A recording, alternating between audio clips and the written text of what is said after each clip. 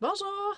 Marianne, c'est au mois d'avril dernier qu'un caribou migrateur a été vu en train d'attaquer de la machinerie à Coral Harbour au Nunavut.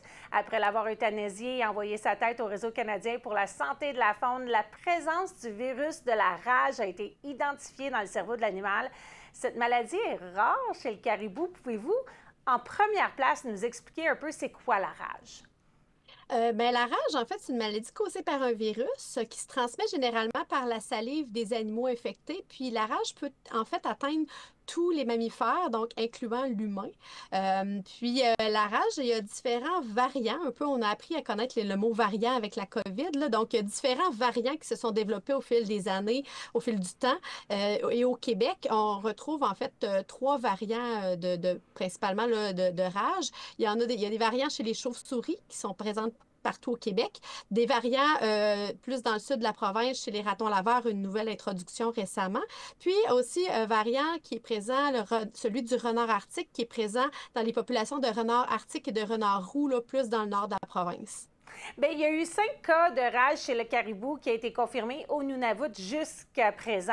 On dit que le caribou n'est pas normalement hôte de la rage et dans ce cas-ci, on pense que c'est un variant de la rage du renard de l'Arctique, si je ne me trompe pas.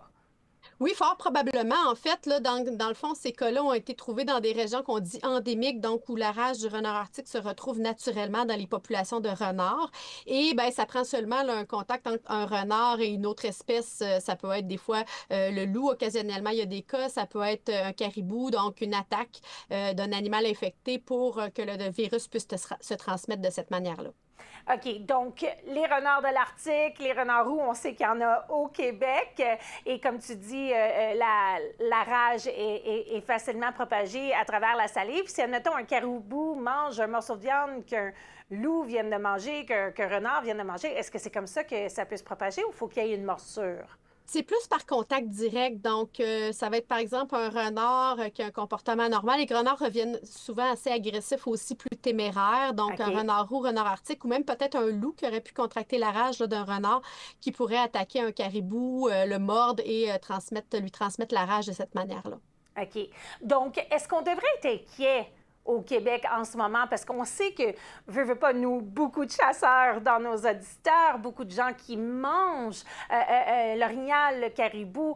Est-ce que c'est quelque chose qu'on devrait s'inquiéter, que ça risque de se propager plus facilement ou c'est encore rare? Ben, au Québec, en fait, il y a déjà eu des cas de rage chez des caribous, un en 87 et un en 88.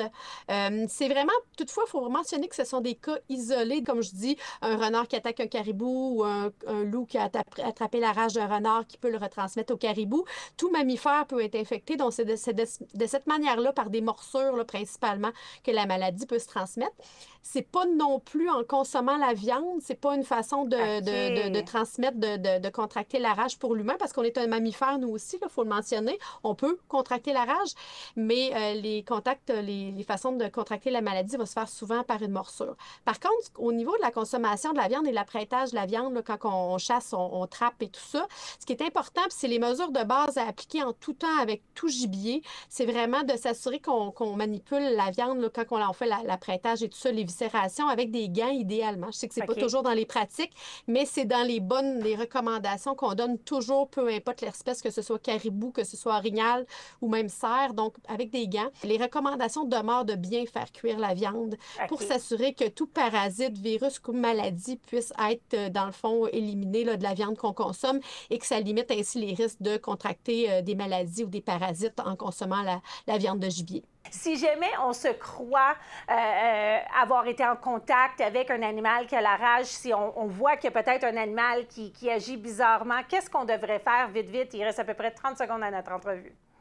Et toujours, en fait, de garder nos distances par rapport aux animaux sauvages, que ce soit rage ou autre chose. Puis, si on est en contact par inadvertance, c'est de laver le site du contact avec de l'eau et du savon pendant 10 à 15 minutes et de rapidement contacter soit le dispensaire local ou Info Santé pour avoir un suivi médical approprié. Il faut faire ça rapidement parce que la rage, on peut pas se dire, quand je filerai pas, quand j'aurai des symptômes, moi, j'irai consulter. La rage, c'est mortel à 100%. OK. Dans 100% des cas, quand les symptômes apparaissent, tant chez l'humain que chez l'animal, il n'y a pas de traitement. Donc, il faut rapidement prendre les mesures requises là, tout de suite après l'exposition possible. Bien, j'apprécie de vous avoir eu sur l'émission pour nous en parler un peu plus, puis vraiment nous donner une idée à quoi s'attendre et à ne pas paniquer trop. Merci beaucoup, encore une fois, biologiste Marianne Gagné. Au plaisir de vous reparler. Merci à vous, au plaisir.